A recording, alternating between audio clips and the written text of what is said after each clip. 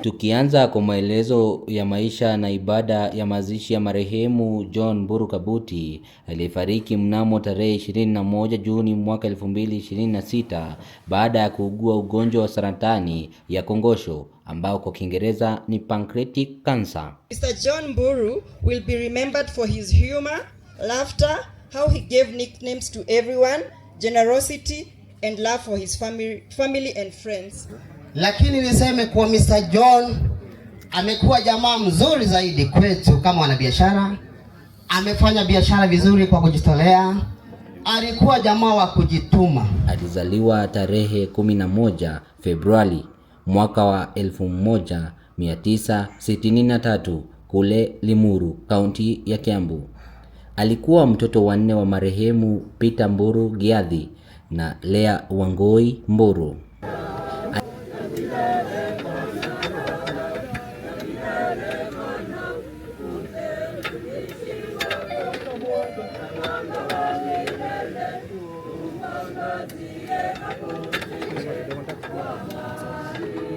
Alisomea katika shule ya msingi ya DEB Nyahururu na shule ya upili ya Dururumo. Alikuwa mkulima na mwanabiashara shupavu.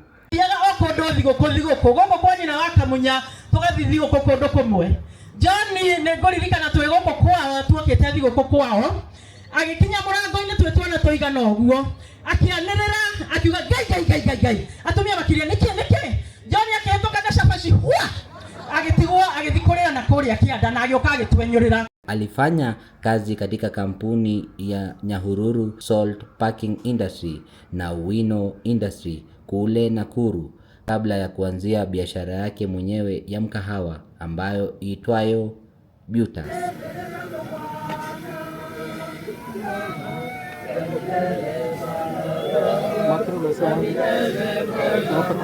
Alijaliwa na watoto 6: Lucy, Peter, Jamien, Zarina, Steven na Alvin, na alikuwa babu wa wajukuu kadhaa.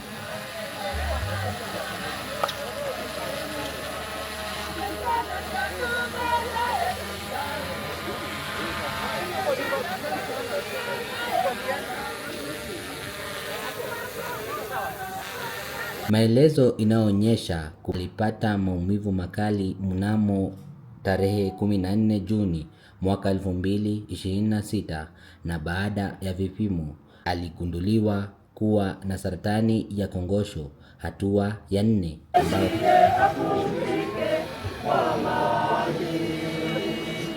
ratiba ya mazishi ya marehemu John Mburu Kabuti ilikuwa ni saa 1 kuwasili katika makafani ya PNN Funeral Home. Ilipofika saa 2 ilikuwa ni safari kutoka PNN kuelekea kanisa ambayo ilikuwa ni St. Raphael Catholic Church. Ilipofika saa 3 hadi saa 4 ilikuwa ni hotuba kutoka kwa familia na marafiki, kamati ya maandalizi, wawakilishi wa serikali na viongozi wote, usomaji wa wasifu, tanzia kutoka kwa familia ya karibu ambao ni ndugu, watoto, wajukuu. Ilipofika saa 5 hadi saa 7 ilikuwa ni ibada ya kanisa.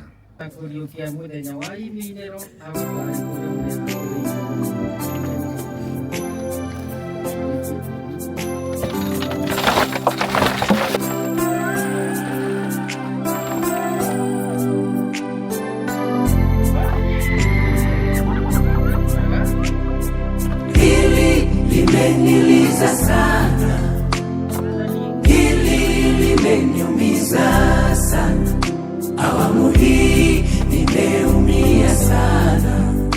Mungu wangu nisaidie, mbona umeniacha sana? Katika hili nimeumia sana, nakiri na kuhitaji sana. Mungu wangu nisaidie. Ungeniuliza singekubali mimi, mpendwa wangu ni mwache aende, rafiki yangu kipenzi aende. hapana kwangu